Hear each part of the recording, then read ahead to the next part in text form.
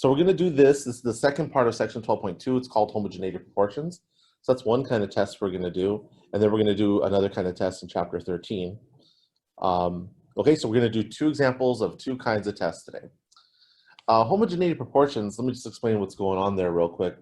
In chapter 10, we had the king and peasant fighting over 1%. So it was 1% problems, one bag of numbers, 1%.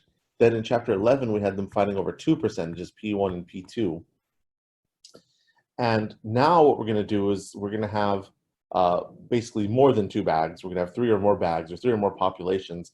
And there's going to be three or more percentages. So P1, P2, P3, there could be more.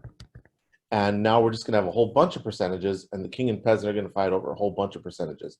So that's what proportion means, okay? So proportion is percentages. Homogeneity, so in a math class, homogeneous means that they're all equal. So you know how the king's claim always has an equal sign. In chapter 11, we would have wrote P1 equal P2, but now we're going to have things like, we have like maybe, you know, like 5 percentages, and we're going to say they're all equal. Okay, so that's what the king will claim. He's going to have equal signs, and he's just going to say a whole bunch of percentages are equal. So for example, the percentage of all Rio Hondo students that are married, and the percentage of all PCC students that are married, the percentage of all USC students that are married, the percentage of all UCLA students that are married, whatever, they're all the same. Okay, so that's what the kind of test we're going to do. Homogeneity proportions, a whole bunch of percentages are equal. Now it turns out you can use what we're about to do even in chapter 11 when we had 2 percentages equal, okay? But in chapter 11, we were allowed to do, you know, a less than or a greater than for the peasant's claim. The peasant's claim could be a less than or a greater than or not equal to. But what we're going to do today, the king's claim is going to say that they're all equal, and the peasant's going to say that they're not all equal. So if you ever try to use a homogeneity of proportions test to do a 2 population percentage problem, you won't be able to do it for these. It'll have to be king says this versus king says peasant says this. Sorry, 2 here. So they're all equal or they're not all equal. Okay, so what I'm teaching you now will work for any amount of percentages, but if you try to apply it in the case of 2 percentages, you won't be able to apply it if the peasant is saying a less than or a greater than. Okay, so let's go to the story. So basically we have a bunch of bags. Think of it as a bunch of bags of yeses and nos, or a bunch of zeros and ones. And you can think of them as imaginary bags of answers. So if I ask every single Rio Hondo student if they're married, we're not actually going to do that because that's too many people to talk to. But if you imagine we did that, if you imagine we talked to every Rio Hondo student and asked them if they're married, all their answers are in this bag. So this bag is filled with yeses and nos. Yes, I'm married. No, I'm not married. So there's like 20,000 yeses and nos, yes and no answers in there from all Rio Hondo students. Or you could think of them as zeros and ones instead of yeses and nos. Then this would be the bag of answers if you talk to all PCC students. So if you ask each PCC student one at a time, are you married, yes or no? This is their answers. We're calling that bag population 2, and we're going to keep going up until population C. So this could be like, you know, if I ask all USC students if they're married, there's all the answers. Again, we're not going to ask these questions, so we don't have these bags, but they're imaginary bags. We pretend we collected that data, we have these huge bags. We're going to call this last bag population C. I don't want you to think of C as like 3, like ABC. Okay, it's not like that. It's C because when we do problems, we're going to have tables, and the number of columns is going to determine the number of populations, and we use C for a number of columns. So we could have 7 groups of people, so 7 big groups, so this would be population 7. And again, anything coming from bag 1, we're going to put a 1 as a subscript. Anything that comes from population 2, we'll put a 2 as a subscript, all the way up to, if this is population 7, we'll put a 7 as a subscript. And the percentage of yeses in the first bag is going to be called P1. That'd be the percentage of all Rio Hondo students that are married, for example. The percentage of yeses in the second bag, we're going to call that P2 because it comes from population 2. And again, that would be the percentage of all PCC students that are married, and so on, all the way up to, you know, this would be like P7 if we had 7 populations. In general, PC. So the percentage of yeses in the last bag is called PC. And the king is going to claim that they're all equal. The king says, guys, they're all equal. The percentage of people, all Rio Hondo students that are married, the percentage of all PC students that are married, the percentage of all UCLA students that are married, all those percentages are equal. And the peasant's going to disagree, and the way he's going to disagree, it's a little hard to write down, so he's just going to say they're not all equal. I think not all P's are equal. And again, make sure when you write it down, you write the word not before you write the word all. Okay, so we have to decide who to believe. So what are we going to do? Well, normally what we do is we would take a sample from each bag and we would calculate the p hats, but we're not going to calculate any percentages today. We're going to do a little bit different. Instead, what we're going to do is we're going to take a sample from each bag. So we're going to take some answers out of this bag, some yeses and nos, and we're going to count how many yeses we got in our sample, and we're going to count how many nos we got in our sample. We're going to count, and anytime we count, that's a frequency. So we're going to be finding a frequency, observed frequency. We're going to take a sample out of here, and we're going to count how many yeses did we get, and how many nos did we get in our sample. So like I'll talk to some Rio Hondo students and I'll ask them if they're married. Some of them will say yes, some of them will say no, and then I'll just tell you this many of the people I talked to said yes, this many of the people I talked to said no. Those are observed frequencies. So just kind of like with the stuff we did for tests for independence, we have observed frequencies again. Then we'll do the same thing for the second bag. We'll take a sample out of here, and again, we'll count the yeses and we'll count the nos. And we'll do that for each bag up until the last bag. We'll take a sample and we'll count how many yeses and how many nos, and we'll build a table of observed frequencies. We're going to count how many yeses and nos we got from each bag.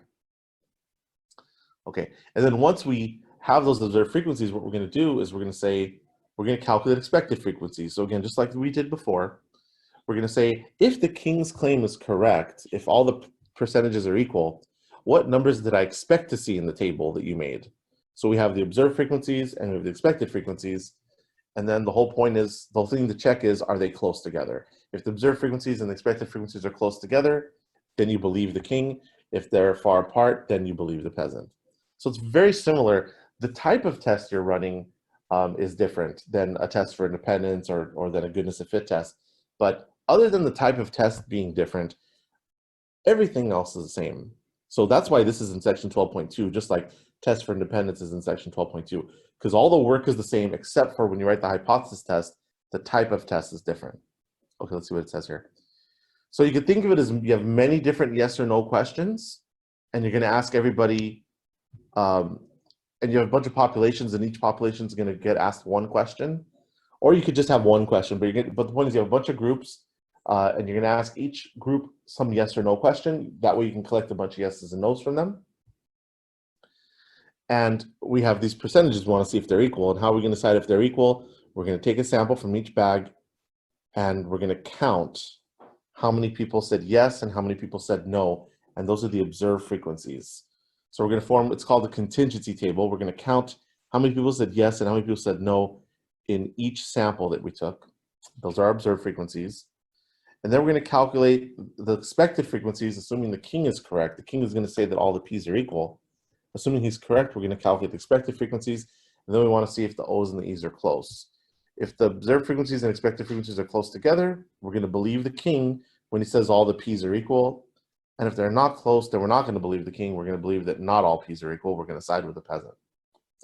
One thing I want to mention to you that's a little bit different about this kind of problem versus a test for independence kind of problem is that for a homogeneity of proportions test, the table will always have two rows. It's always going to have two rows because one row is going to stand for yes and one row is going to stand for no. And percentage problems, we have a yes or no question. So goodness of fit test usually only has one row or one column. A test for independence has multiple rows and multiple columns. But if there's a yes or no row and that's it, then that you might think that it's a homogeneity of proportions kind of problem. The number of columns, I don't know how many there's going to be, but there's always going to be two rows, one standing for yes, one standing for no. All right, the king's claim is always going to be that all the p's are equal. So P1 equals P2 up to P, if it's P7 if you have 7 populations.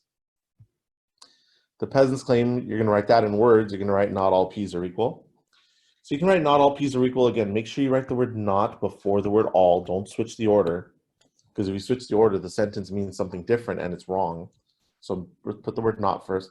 If you don't want to write it that way, another way you can write it is at least one of the p's is different from the others.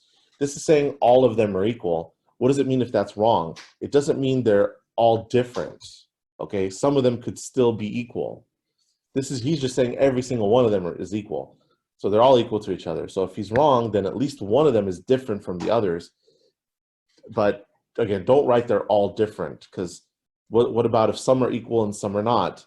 Which situation are you in? So He's saying all equal. Every other situation needs to be what the peasant is saying. Okay, so not all p's are equal, or at least one p is different from the others you can write. Okay, formulas. Now this is exactly, the rest of this, besides understanding the type of test, the rest of this is exactly the same as when you run a test for independence. Sample size, we're going to use the letter n, but really we're going to be using grand total for the sample size. Number of rows, we're going to use R for that. Number of columns, we're going to use C for that. Observed frequency, we're going to use O. Expected frequency, we're going to use E, and the formula is the same as for test for independence. It's row total times column total over grand total. The probability distribution, again, is going to be chi-squared. Degrees of freedom formula, it's number of rows minus 1 times number of columns minus 1. Test statistic formula is the same formula from the test for independence section. Sum of O minus E squared over E. Because again, what is this telling us? This formula is what you use to see if the O's and the E's are close together or far apart. And that's what I want to know. Are the observed frequencies and expected frequencies close together or far apart?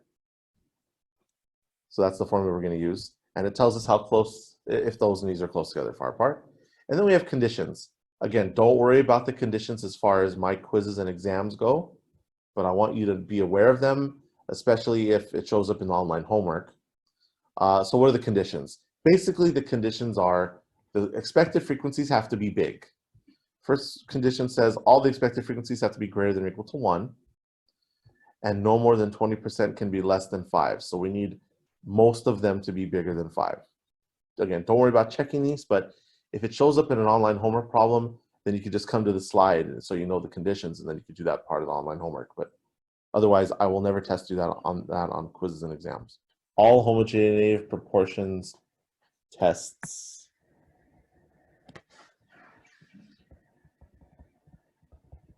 are right-tail tests. So they're all right-tail tests, again, because if the O's and E's are far apart, you're going to get a big test statistic. Big test statistic, O's and E's are far apart, you should reject the King's claim. So you reject the King's claim if you get a big number for your test statistic. And big numbers on the number line are on the right side. So the rejection region will be on the right side. All right, so let's go and do a problem. This is a problem we're going to do today. We've done a problem like this before in chapter 11, where we were testing to see if a drug had a certain side effect, and you tested it against a placebo. We're going to do the same thing today, but now we're going to have 2 drugs, test them against a placebo. So we're going to have 3 groups, because again, the power of this kind of test is if you have 3 or more groups. All right, let's see what it says here. So they're talking about Zocor at the beginning. Zocor is a drug that is meant to reduce your bad cholesterol and increase your good cholesterol. In clinical trials of the drug, patients were randomly divided into 3 groups. Let me stop there for a second. The fact that you see 3 groups, you should be thinking 3 populations. And as soon as you think 3 populations, we've never done a problem with 3 populations before. So we've done 1 population problems, that's chapter 10. We've done 2 population problems, that's chapter 11. And now what if it's 3 or more populations? Well, there's only 2 kinds of problems we're going to learn for 3 or more populations. We're going to do percentage problems, which is what we're doing now, homogeneity proportions. And then we're going to do average problems, which is going to be the next problem we're going to do today. So as soon as you see 3 groups, you know it's either a percentage problem or an average problem. Okay, so that's the first thing. It's got to be either homogeneity of proportions or what I'm going to teach you after this example is done. So anyway, the patients were divided into 3 groups. 1 group took Zocor, 1 group took a placebo, and 1 group took cholestyramine, which is another cholesterol-reducing drug. Okay, so we have 2 drugs, and then we have the placebo. And let's see what it says here. The table below contains the number of patients in each group who did and did not experience abdominal pain as a side effect. So we're going to check these drugs to see if they give you abdominal pain as a side effect. And so we're going to give them the drug, and we're going to ask, did you have abdominal pain as a side effect? They're going to say yes or no. When you see a yes or no answer, that's a yes or no question. That's another hint that it's a percentage problem. Is there evidence to indicate that the proportion of subjects in each group who experience abdominal pain is different at the 0.01 significance level? Is there evidence to indicate that the proportion? So they're talking about proportion, that means percentage. So it's a 3-group percentage problem. It must be homogeneity of proportions. Okay. And then it says use the p-value method and use the rejection region method. I'm only going to do this one way, and I'll let you do the other way on your own. So here's the table. So what's happening here? They gave a bunch of people Zocor. 51 of them said, yes, I had abdominal pain. Here it says number of people who had abdominal pain, which is basically the number of people who said yes to the question. Yes, I got abdominal pain. These people did not have abdominal pain. So 1,532 people did not have abdominal pain when they took Zocor. Again, notice the rows there are yeses and nos. Okay, so that's another hint that it's a percentage problem. And then, you know, some people took a placebo. This many had abdominal pain, this many didn't. And then a bunch of people took this other drug, cholesterol, and 16 of them did have abdominal pain, 163 didn't. So we have this table over here. All right. So now, just like everything else we've done in chapter 12, the very first thing you want to do is you want to expand on this table. You want to use the table and calculate more things. So here's the table again. The number in the table are the observed frequencies. That's what we observed in our sample. After we took a sample and gave these people the different types of drugs, we observed 51 people have abdominal pain, another 5 from this group had abdominal pain, 16 people here had abdominal pain, and these people did not have abdominal pain. So that's what we observed. Those are observed frequencies. So what we have to do is we have to find the expected frequencies. And the way we're going to find the expected frequencies is the same way that we did it before. So what you're going to do is you're going to find the row totals. So what that means is you're going to add all the numbers in the first row here and get the first row total. Looks like that's 72, 51, 56, 72. Yeah, okay. Then you'll add all the numbers in the second row, and that'll give you your second row total. Let me go ahead and do that. I'm getting 1847 for that. So you add left to right to get the row totals. Then you'll add downward to get the column total. So I have to add these two. That's going to give me 1583. Then you'll add these two downward. You're going to get 157. Then you add those downward, and you get 179. Those are the column totals. So you find the row totals, then you find the column totals. The next thing you do is you find the sample size. You find the grand total, which is the sample size, which is how many people were in the study total. So I don't care what drug they took, just how many people total. So you have to count, you have to add, so one way to do it is to add all these blue numbers. That's one way to do it, which is the longer way to do it, so I don't advise you to do it that way. Another way to do it is you can add just the two numbers on the side here, the two row totals, or you can add the 3 column totals that are on the bottom. But as I mentioned in the last section, do not add all 5 of these. If you do that, you'll get the wrong answer. You'll get twice the actual answer. So I'm just going to add these two. Let me do that on my calculator real quick. 1847 plus 72, 1919. So in this study, there was 1,919 people total, and this many of them we gave Zocor, this many of them we gave placebo, and this many of them we gave cholesterol. Okay, so you find the row totals, column totals, and the grand totals. Okay, so there they are. The next thing you do is you find the expected frequencies. It's because there's 6 observed frequencies, 6 blue numbers, there's 6 expected frequencies you have to find. And I'm just going to find one, and then if you understand how to find the one, then I'll just write the rest of the answers down. So how do I find the number that goes next to this 5, for example? What number goes there? Well, the formula for expected frequency is row total times column total all over grand total. So what you do, so I want the number that goes here where the 5 is. So you're going to go from here to the right and get the row total for the row that this red squiggly mess is in. So 72 is the row total. Then you go back to where the squiggly mess is, and you're going to go down and get the column total for that cell, and you get 157. Those numbers on top are going to get multiplied. And then you divide by the grand total, which is 1919. Okay, let me calculate that real quick. 72 times 157 divided by 1919. And I'm getting 5.891. Once again, I'm going to round to 3 numbers after the decimal. Any questions on how I got that one?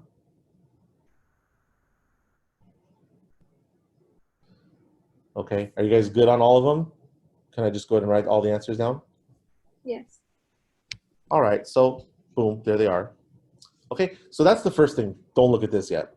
Okay, but that's what you do. Find all the row totals, the column totals, the grand total, and then find all the expected frequencies by using that formula, row total times column total over grand total. And then after you've completed the table, you have all the expected frequencies. Now you go through your 4 steps in doing a hypothesis test. So now I'll go through that. So first step is going to be to write the hypothesis test.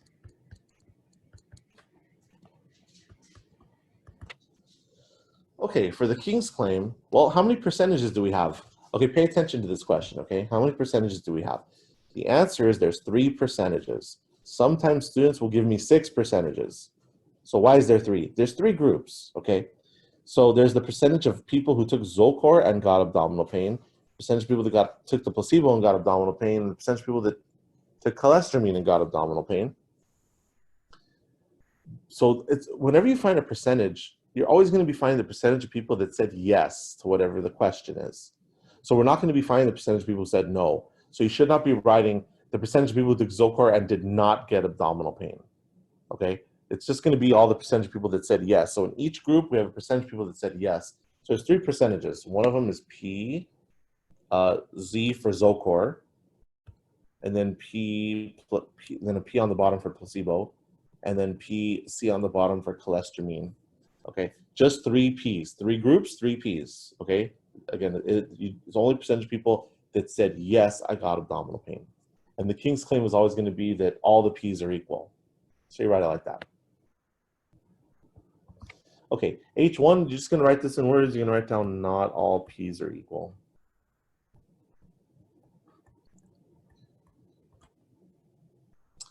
Okay, and then the next thing to do is you have to write down what these P's stand for in words. So I have to write down what PZ stands for. Okay, I need you to understand that these 1,583 people who took Zocor, that's a sample. It comes from a bigger group. What group is it? All people who took Zocor. And this P has to do with all the people who took Zocor, not just this sample of people that took Zocor. So PZ is the percentage of all people who have ever taken Zocor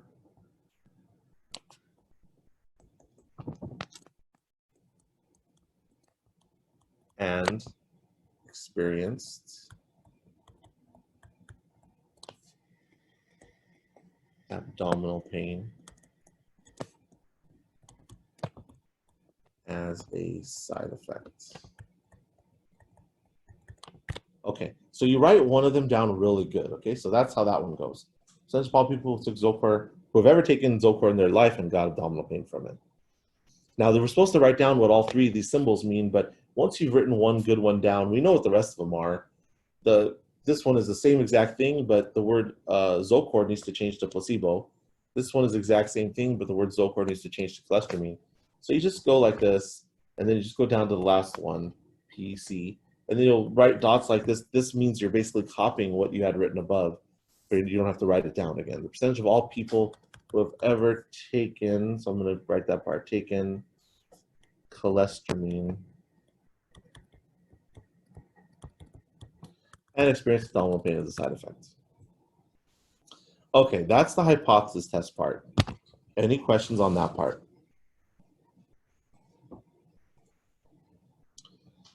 All right, so then the next part is the test statistic part, because we're doing p-value method, so test statistic is second.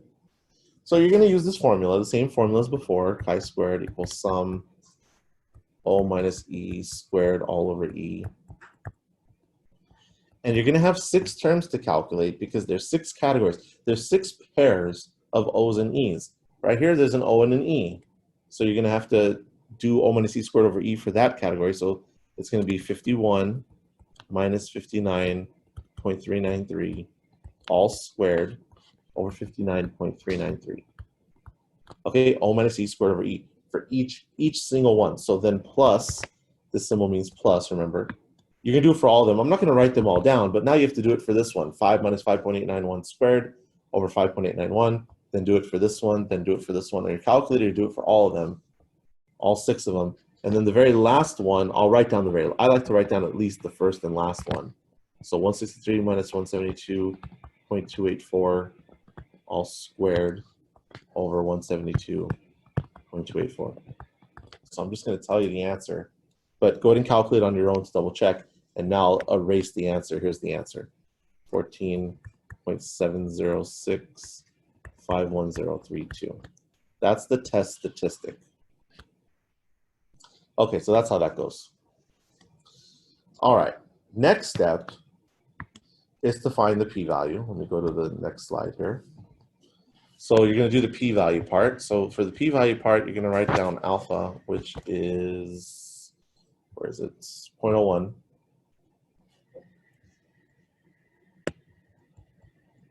Then you write down the degrees of freedom. The formula is number of rows minus 1 times number of columns minus 1. So we got to go back to our table to count the rows and the columns. This table has 2 rows, okay? This row and this row. Don't count the row with the headings, okay? Don't count that. Only count rows that have numbers in them. So don't count that. And don't count the totals that you found, okay, as a row. Don't count that. So it's basically how many rows of numbers were there in the original table before we added to it. So there's 2 rows in the table. Yeah, and it makes sense, yeses and nos. And then how many columns are in this table? There's 3 columns. This row, this column of numbers, this column of numbers, this column of numbers. Again, don't count this as a column, and don't count your totals here as a column. Okay, just how many columns in your original table. So this problem has 2 rows and 3 columns. So degrees of freedom, 2 rows, so we're going to put 2 there, minus 1, 3 columns, 3 minus 1. 2 minus 1 is 1, 3 minus 1 is 2, and you're supposed to multiply. Degrees of freedom is 2. Then you draw a picture. This is the chi-square distribution. And you're supposed to put your test statistic in the picture. You're going to go on the right, put a tick mark, go up to the curve, and shade to the right. Make sure you always shade to the right, because all these tests, like tests for independence, are right-tail tests. You're going to put your test statistic in the picture, so let me go to the left here. So 14.706, okay, 14.706, oops, 51032.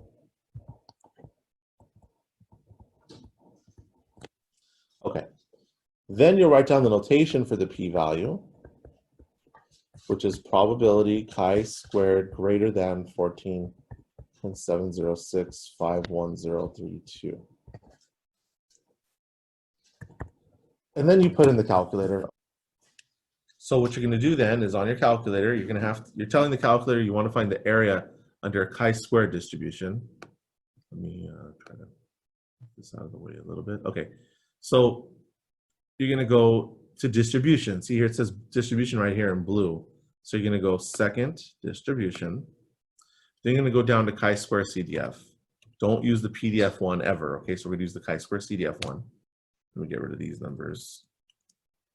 Okay, so now let's see what numbers we need. Let's go back over here. You got to tell the calculator you want to find the area from the number 14.7 to infinity. Okay, so the left side of the area is 14.7 whatever, and the right side it goes on forever. It's infinity. So the lower is going to be the left side. So it's the 14 point. I'm seeing it over here. 706511032. That's the lower, or the left end of the area. The upper is infinity. We're going to type that in by typing in a bunch of 9s. And degrees of freedom, which was 2, I think. Let me double check. Yeah, 2. Okay, degrees of freedom 2. And you push enter on that. And again, if your calculator doesn't display the lower and upper thing, then you're just going to type in the lower first, 14 point. So it'll look like this. You'll type the 14.7 number first, comma. Then you'll type the upper 9999, comma, and don't forget the degrees of freedom 2 at the end. And there is the p-value. 6.4 e negative 4. Okay. Let's go back to this. 6.4 e negative 4.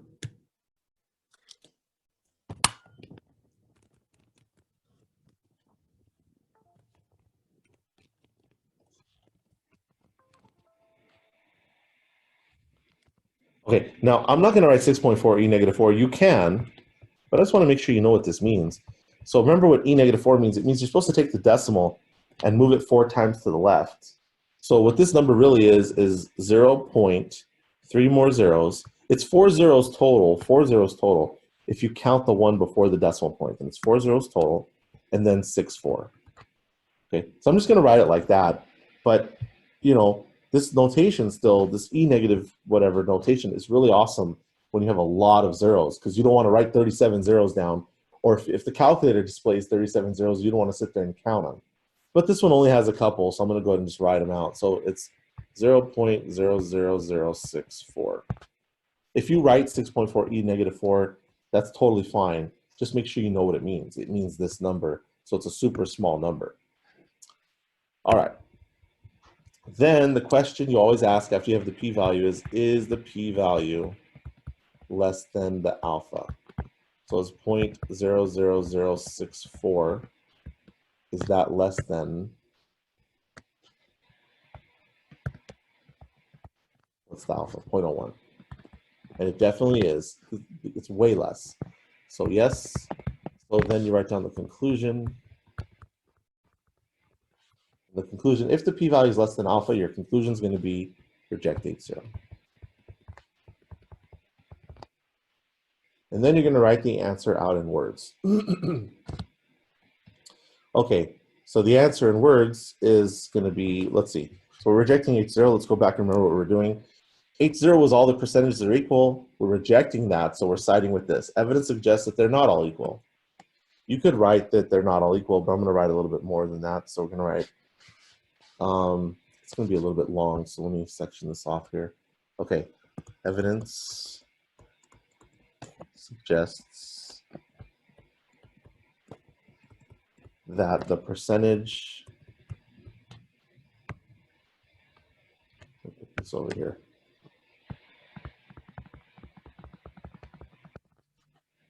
Suggests that the percentage of all people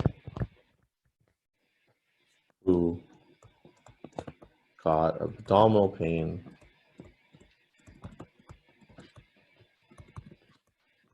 as a side effect. The percentages are not the same, is what I need to say. Percentage of all people who got abdominal pain as a side effect is not the same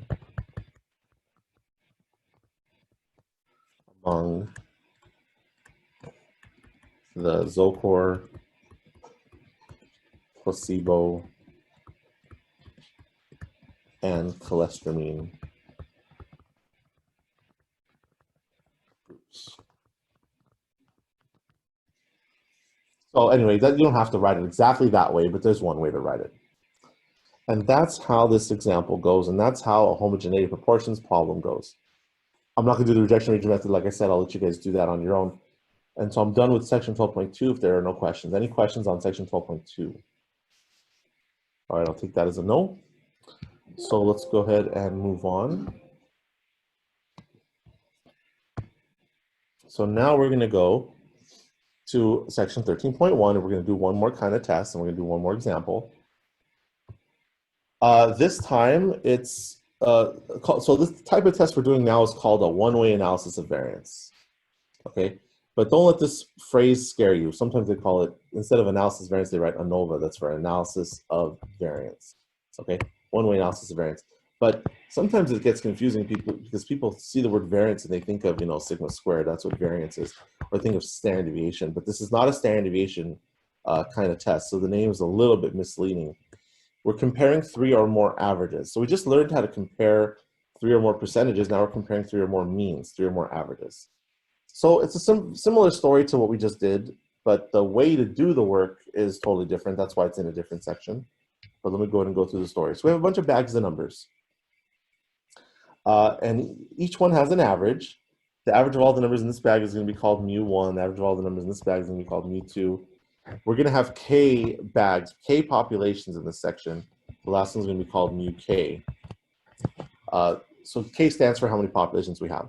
Again, think of these bags as imaginary bags of answers. Okay, if you were to ask a whole bunch of people a question, all their answers are in this bag. This could be, for example, the ages of all Rio Hondo students. This could be the ages of all PCC students. This could be the ages of all USC students, and we could have all sorts of bags like this. But we don't have all this data because we didn't ask every single Rio Hondo student what their age is. We didn't ask every single PCC student what their age is. But if we pretend we did, we have these imaginary bags that have all the answers to the question there. And we have there's these mu's that are the averages of all the numbers in the bag. We don't have the bags, we don't know the mu's. The king is going to tell us that they're all equal. Okay, so that's the next part of the story. So king says all the mu's are equal. Mu1 equals mu2 up to mu, if you have 4 populations, up to mu4, however many you have. Okay, so just like homogeneity of proportions, it's like homogeneity of averages. Okay, he's just saying all the averages are equal. And the peasant's going to disagree. He's going to say they're not all equal. Not all mu's are equal. And so we're going to decide who to believe. Okay, but we're not going to do observed frequencies and expected frequencies anymore. That's only going to happen for the 3 kinds of tests we did in chapter 12. For this one, what we're going to do is we're going to take a sample from each bag. So we'll take a sample from here, sample from here, sample from here, and we're going to calculate the corresponding averages of the numbers in our sample. So we're going to calculate x1 bar, x2 bar, up to xk bar. Okay. And if the king is correct that all the mu's are equal, and all the x bars are supposed to be close to the mu's, then all these x bars should either be equal or close to equal. So the whole point of the test is to check to see if all these x bars are close enough to equal for us to believe the king or not. That's what we want to know. Are the x bars close to equal? We are also going to have to calculate the standard deviation of each numbers in our sample. Okay, so standard deviation of the numbers in the first sample is going to be called S1. Standard deviation of the numbers in the second sample, S2, all the way up to the standard deviation of all the numbers in the last sample, SK. So we will have to calculate those things. So there's going to be a lot of calculations. One thing that sucks about this section is we have to do a lot of calculations. But once you do the calculations, you know, it's not such a big deal. The story is not a big deal anyway. All right, so how do we settle the dispute? We're going to take a sample from each bag. We're going to calculate the x bars. And if they're close together, we're going to believe the king. If they're far apart, we're going to believe the peasant. Because again, the king is saying all the mu's are equal. And all the x bars are supposed to be close to the mu's. So if all the mu's are equal, all the x bars should be close to each other. So if they're close to each other, believe the king. If they're far apart, believe the peasant. All right, so the king's claim is always going to be that all the mu's are equal. Mu1 equals mu2 up to mu, however many you have. The peasant's claim is going to be that they're not all equal. So you can write not all mu's are equal. Again, make sure you put the word not before you put the word all. Another way to write it, if you don't want to write it that way, you can write at least one of the mu's is different from the other. So they're not all equal means at least one is different from the rest. Okay. Some symbols and formulas and notations coming. The number of populations in this section is called K. That's how many bags of numbers, how many populations, or how many samples that we have. Each sample, we have a bunch of samples. Each one has a sample size. Normally we use N for sample size, but because we have a bunch of different ones, we're going to have an N1, an N2, an N3, and so on for however many samples we have. And so I just wrote N sub I over here. Then we have the pooled sample size, which is N. Okay, let's say we took 3 samples, okay? So our first sample, we talked to 10 people. Our second sample, we talked to 20 people. Our third sample, we talked to 18 people, let's say. And we only had 3 samples. So what's N? N is the pooled sample size. Pooled means bring it all 3 little samples together and treat them as one big sample. And then how many people did we talk to total in our big sample? So basically you just add these to get your pooled sample size. So if you add those, it's 48, looks like in this example here. So if you see a subscript, then that's an individual sample size because we have a bunch of little samples. But if there's no subscript on the end at all, it's like saying, let's bring them all together and treat it as one huge sample. How many numbers in your huge sample? That's what N is. Okay. We're also going to have to take an average of the numbers in each sample. So again, we're going to provide x1 bar, x2 bar, up to, you know, x6 bar if there's 6 samples, for example. So there's going to be a bunch of different little samples. This is the average for each of your little samples. Each sample is going to have a standard deviation as well. So we're going to have an S1, S2, up to, you know, S4 if there's 4 samples. Okay, 4 little standard deviations. And then we're going to have to find the average of all the numbers. So again, this is pooled sample average. Pooled means bring it together. So even though we have a bunch of little samples, so a bunch of little collections of numbers, if you bring them all together and treat it as one bigger collection of numbers, you got to find the average of all those numbers. For that, we're going to use X bar, no subscript. Okay, if there's no subscript, so this doesn't have a subscript, this doesn't have a subscript, then that's the average of all the numbers from all your data. This is how many numbers you have in all your data. This is individual sample sizes, individual sample averages, individual sample standard deviations if there's subscripts on it. Okay, the probability distribution, you might guess that it's the t distribution, but it's not. It's going to be the f distribution. So this is just one you're going to have to remember. When you do one-way analysis of variance, you're going to be using the f distribution. The f distribution needs formulas for 2 degrees of freedom, because you need 2 degrees of freedom before you can look something up in the f table. So one of them is called the degrees of freedom in the numerator, df1, but the formula for that is k minus 1. Watch out for that, okay? It's k minus 1, where k is, remember what k was, it's how many populations you have. Then there's degrees of freedom of the denominator. The symbol is df2, and it's n minus k. Let's remember what these things are. This is the pooled sample size. So it's how many numbers you have in all your samples total, minus the number of populations you have. Okay, so the formula is getting a little bit weird, but that's what it is. And once you have those, you'll be able to look things up in the F table. Okay, then I need to give you the formula for how to find the test statistic. In order to find the test statistic, you have to calculate these other things. They're a little weird, a little annoying to calculate, but you have to calculate them, and then you can find the test statistic. One's called the mean squared due to treatment. Don't worry about the name, but MST, and it's got this formula, and I'll explain the formula when we do the example, so don't worry about it right now.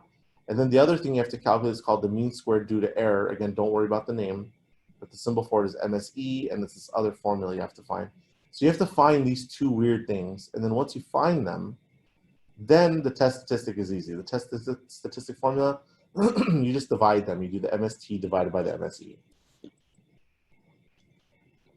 Again, I know it's a little hard to handle without doing an example, so we'll do an example in a minute.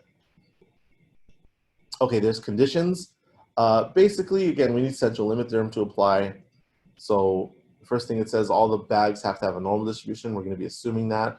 And there's this extra condition that says all the bags must have the same variance, sigma squared, or the same standard deviation, sigma. Okay, that's basically the same thing. But again, don't worry about checking the conditions. But if you ever needed it for some reason, I have it here in my slide. But on quizzes and exams, I'm never going to have you check that. And one-way analysis of variance tests are also always right-tailed tests. Okay, so that's cool. All right, here we go. We'll do this problem, and then hopefully things will make some sense. So what we're going to do in this problem is we're going to basically see what's the best way to teach intermediate algebra. So in this problem, it says that they're going to teach intermediate algebra in 4 different ways, and then look at the final exam scores and see, which class does better. So we can know, like, if one way is better than the others, maybe we teach more sections that way. If one way is worse than the others, maybe we don't teach so many sections that way, kind of thing. All right, so it says here, at a community college, the math department has been experimenting with 4 different delivery mechanisms for the content in their intermediate algebra courses. One method is the traditional lecture, method 1. Okay, the second is a hybrid format, which is half in class and half online.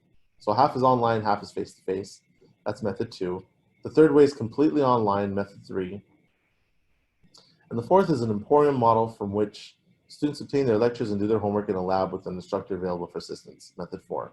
So method 4 is kind of like, someone gives you notes and worksheets and you basically learn it on your own. But there's an instructor available for help if you get stuck. Okay, so completely in class, completely online, half of each, or learn it on your own. So it's 4 different ways of teaching. Learn on your own with someone there to help if you get stuck. 4 different ways of teaching intermediate algebra, and we want to know which one's better.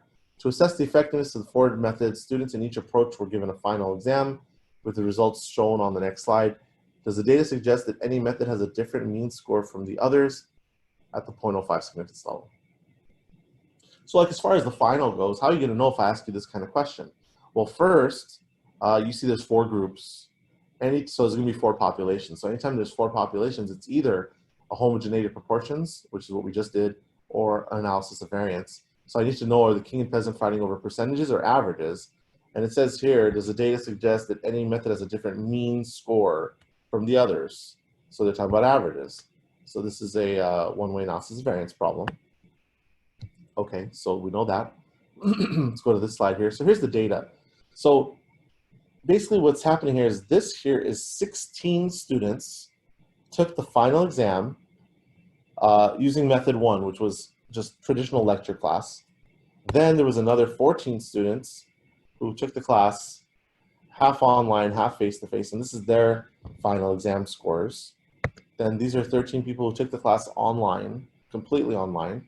There's their final exam scores. And this is another 13 people who took the class by learning on your own kind of method, okay? And we want to see which way is the best way. So for this problem, I'm only going to do the rejection region method. And again, you could do the p-value method on your own. Now, what are you going to do? Like we always do, we have to first take our table. We have to calculate more things. So we're going to have to calculate a lot of things here. So again, I'm just going to tell you the answers. But here's the first thing you have to do. Each row, okay, is its own sample, okay? So we have 4 samples here.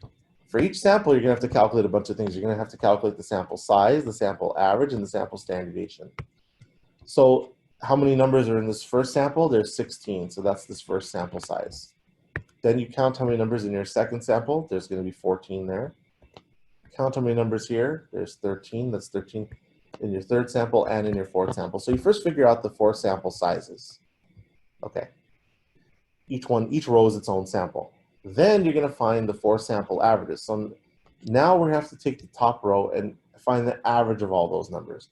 The notation for that is going to be x1 bar. The 1 is because it's coming from our first sample.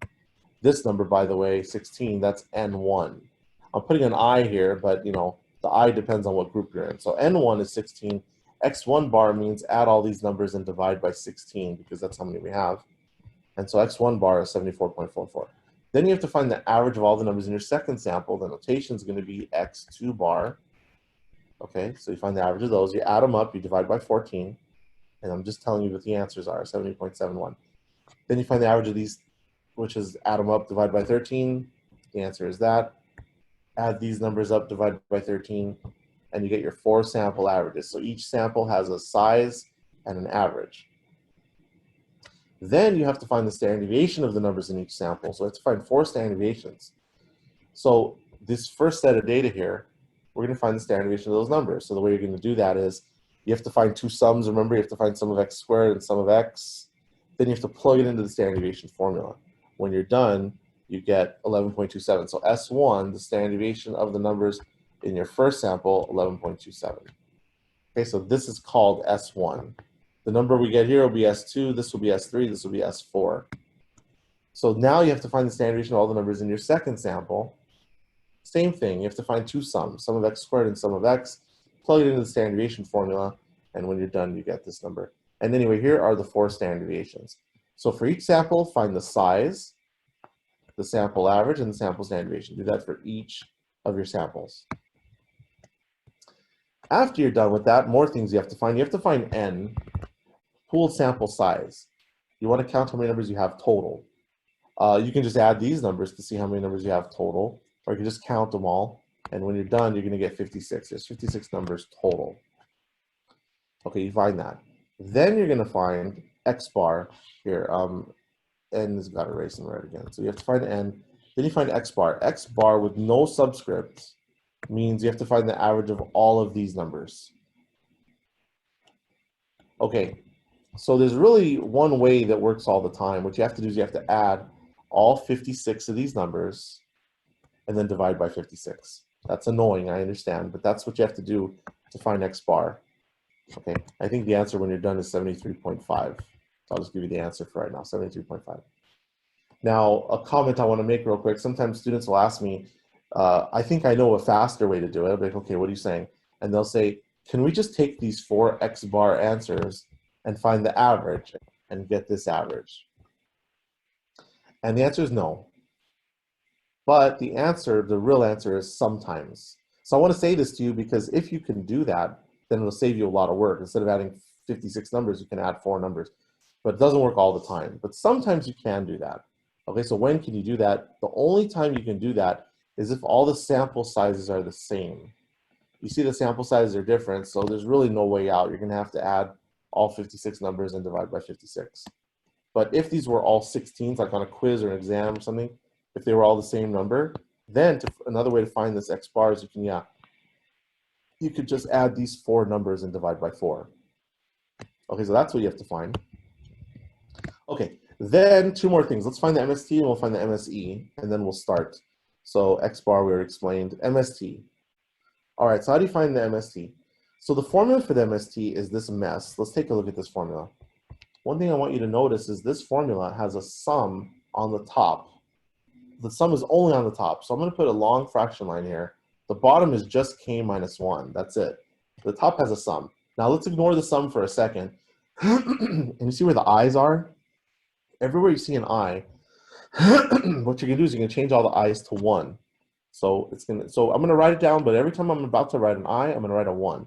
So n1 x1 bar minus x bar squared. That's what you get when you change all the i's to 1. Then you do plus, because this is saying add. And now you change all the i's to 2. That's what's happening here. So you always start with 1, then you go up. So you go to 2. So now it's going to be n2 x2 bar minus x bar squared. Then you're going to change all the i's to 3, plus n3 x3 bar minus x bar squared.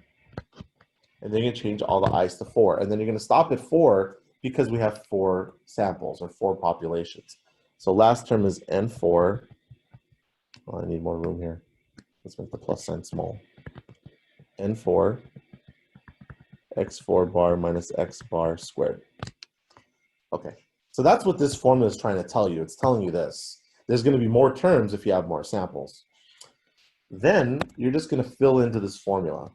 So all the numbers basically you need for this formula are here.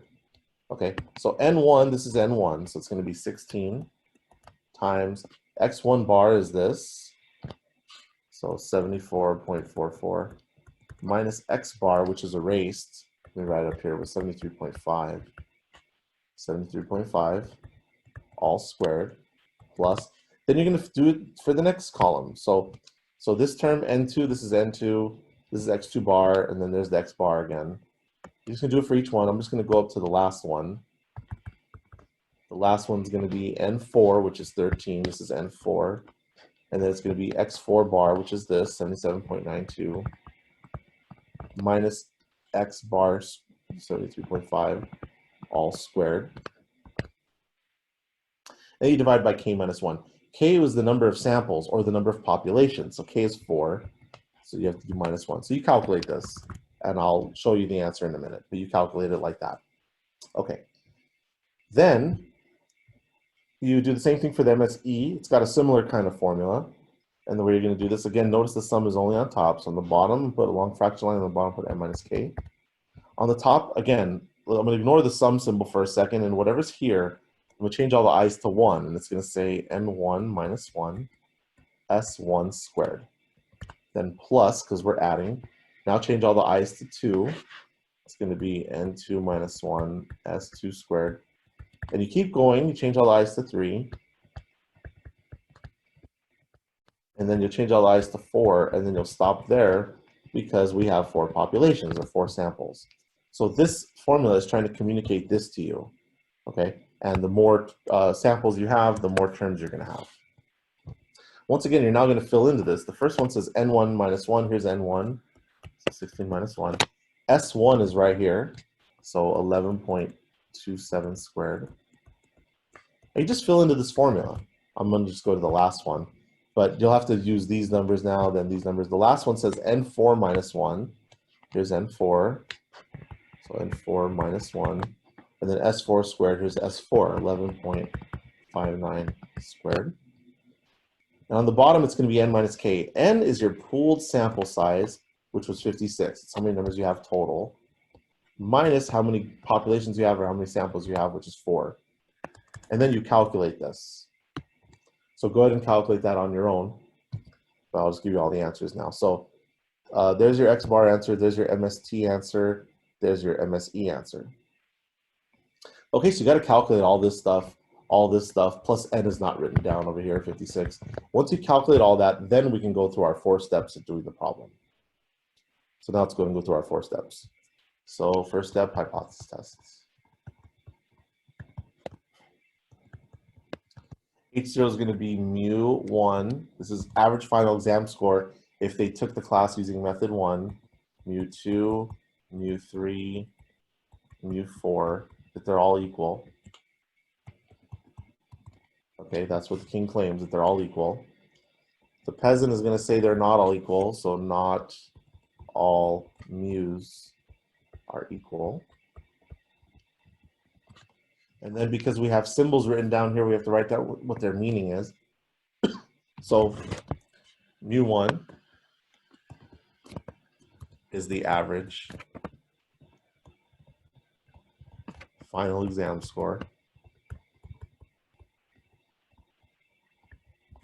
of all. Make sure you put all, because it's not just the 16 people that took the class that way. It's all people who've ever taken intermediate algebra class that way. That's the population, the average final exam score of all people who have ever taken intermediate algebra using method 1, which was the traditional lecture. Write one good one. And then you go, Greg, it's the same one, same for all of them. You're just going to change which method they use. So you go down to the last one, mu4, this is the average final exam score of all people who have ever taken intermediate algebra using method 4.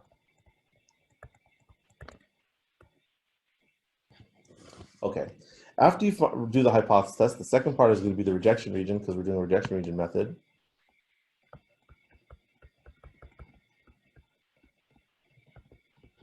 So you're going to write down alpha, which is 0.05, and there's 2 degrees of freedom. So there's df1, which is k minus 1. K is 4 because there's 4 populations. So this degrees of freedom is 3. And then you're going to find df2, which is n minus k. Remember, n was how many numbers you have in your pooled sample, so 56, minus how many populations we have, 4. This degrees of freedom is 52. Then you draw a picture. This is the F distribution that I'm drawing. Okay, rejection region is going to be on the right, because all these kinds of tests, one-way analysis variance tests, they're all right-tail tests. Put a tick mark on the right side and shade to the right. This area is going to be 0.05. And we have to go look this number up in the F table. Okay, so how are we going to look it up? Well, we have to remember the area is 0.05 and remember the degrees of freedom. We have 3 and 52. We're looking for 3 and 52. Let's go find the F table. Here it is. So we're looking for the page to use. We need to see a 3 on top. We do. Oops. We need to see a 3 on top and we need to see a 52 on the side. There's no 52 on the side here. It only goes up to 8. So this is the wrong page. The second one here does not have a 3 on top, so that's the wrong page. Looks like it's going to be the third page because there's a 3 on top. And there's no 52 on the side, but you pick the closest thing and there's a 50. Okay, so we're going to be using 3 and 50 there. So this is the page we use. We use the third page. Then don't forget the area was 0.05. Next to the 50 down here, you see a block of 5 numbers. Find the one that says 0.05, which is the second one there. And you're going to go along that one to the right, and you're going to go down here and see where these things meet. And it looks like they're meeting at 2.79, if I did that right. So 2.79 is the cutoff number for the rejection region. All right, let's go back. So 2.79 goes here.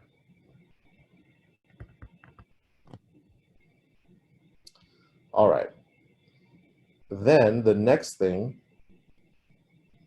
is to find the test statistic. I kind of need to do it on this slide, so let me do it over here.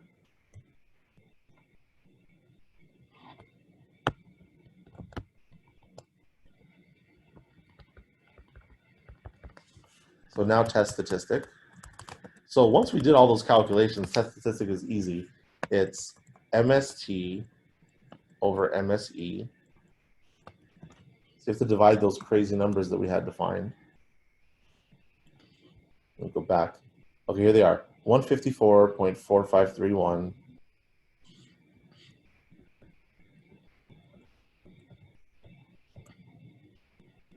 And the bottom number MSE was 161.5679.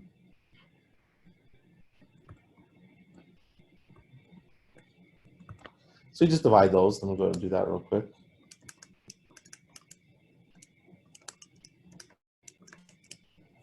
And I'm getting 0.95596. I'll just stop there, I guess.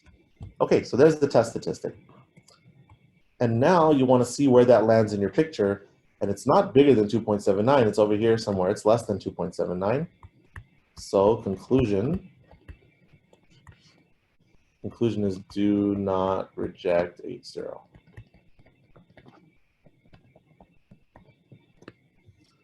And then we have to write that in words.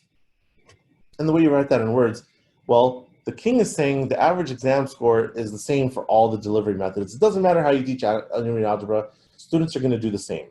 And the peasant is saying, no, no, no, there's methods that are, you know, either worse or better than others.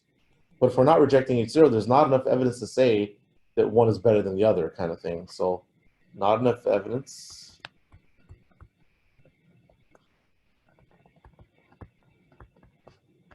to say that. Now I'm just going to write down basically what it says on top, that any method, oops,